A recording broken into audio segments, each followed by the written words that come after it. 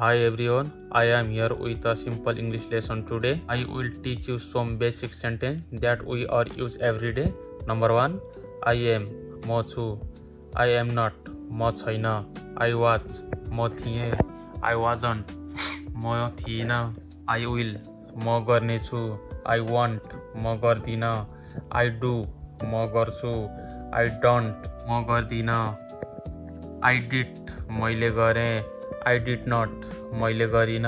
I have, मसँग छ. I have to, गर्नुपर्छ. I had, मसँग थियो. I had to, गर्नु पर्यो. I want, म चाहन्छु. I wanted, म चाहन्थे. I think, मलाई लाग्छ. I thought, मैले सोचे. I need, मलाई आवश्यक छ. I can, म सक्छु. I cannot, म सक्दिन.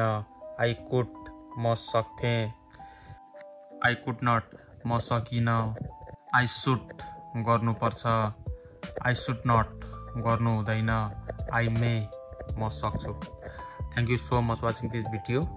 See you in the next video.